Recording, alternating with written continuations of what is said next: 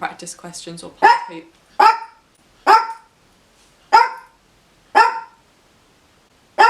You done? Are you done? Where is Are you he? done? Just pop it out again. Okay. Okay. Hey guys! So today we're going to give you our top revision tips for the top grades possible.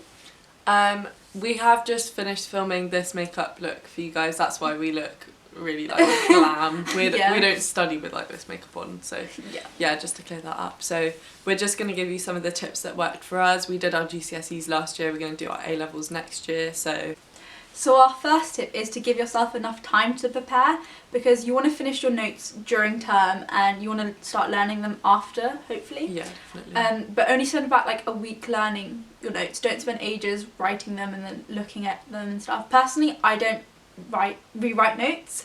I just use my notes from class, but I know most people do. I used to do that, but it didn't help me. It just was a waste of time. Yeah, like personally I just like going over them, but you don't want to do that for too long because you want to start past papers. Okay, so you want to go through past papers and identify what you do and don't know, and then re-go over what you don't know and then try the past papers again. Okay, so our third tip is to get help, like especially from your teachers. If you're struggling with something, you need to identify it and like tell them what you're struggling with, and they can help you understand a topic, because once you get a topic, then literally it's so much better, because otherwise you'll be struggling there, and if you're not asking for help from anyone, then you're gonna just keep on struggling, to be honest. Yeah, definitely.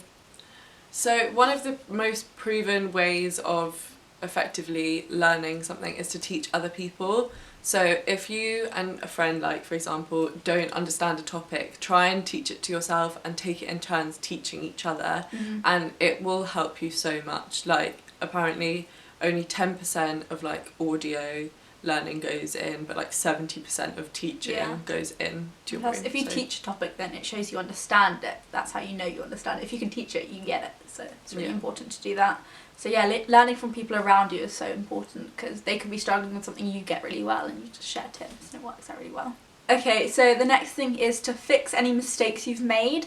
So you go back, you check, like anywhere you've made errors, you need to change them. You need to like see what you should have said or what you should have known and stuff like that. Because honestly, if that topic comes off in the paper, you'll be so glad that you went over it. Yeah, for sure.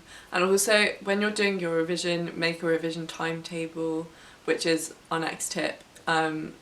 If you plan out like how many hours a day and what subject you want to do, you're more likely to stick to it than if you just like wake up in the morning and decide to do a bit, then you're going to go on your phone and you're going to do this. If you have a goal, you're more likely to stick to it. But also make it realistic, so don't be like, I'm going to revise history for 8 hours on Sunday. Like that's never going to work. They say that the most effective time is if you do 40 minutes of work, 20 minutes break. But also change up what you're doing. Don't do one subject for a whole day. Like switch it up with different subjects. Your brain will like stay fresh and like it won't get bored of the information. So that's something we did quite a lot. Like I do like 3 subjects in a day and just like mix up the topics. It really helps. Okay, so the most important tip I'd say is do past papers, and you want to start this weeks before the exam, because past papers are almost like a cheat to me, especially in subjects like maths, where the paper you'll get will be similar, like really similar to past papers, just like different numbers, to be honest, especially at GCSE level. Definitely. So if you do past papers and just practice, then you can't really go wrong.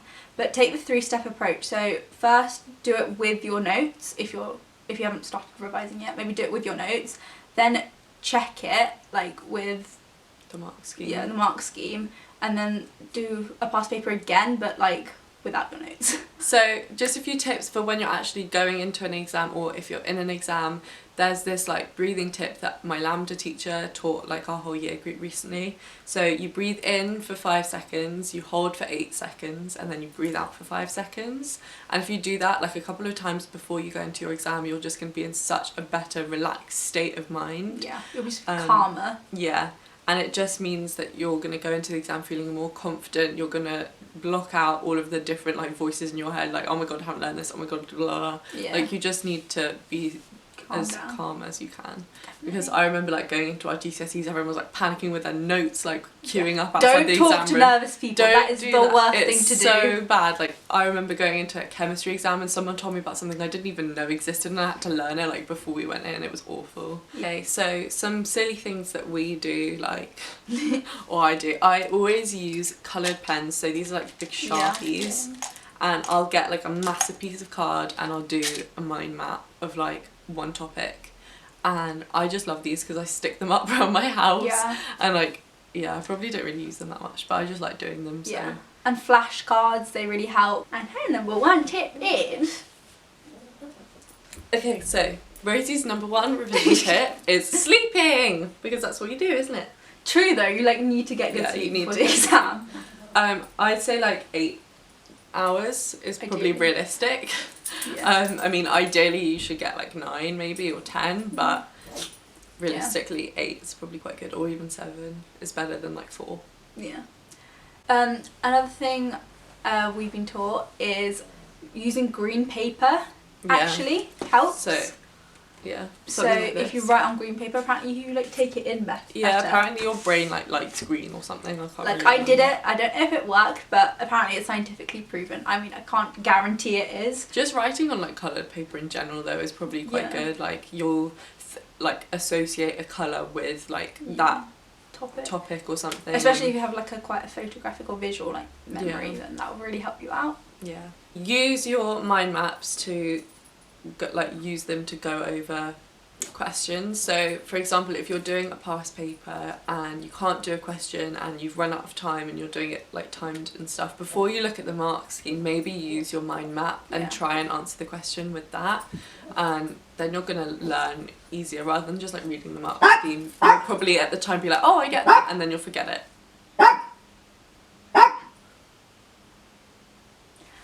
I generally think mind maps are better than doing notes as well, because I feel like when you do notes, you end up copying everything word for word. It's the most pointless thing ever. I knew so many friends who did that, and they all like said the same thing. That, like, it I just really copied out like the whole textbook, and it was so pointless. Our last and final tip is to use different methods of revision.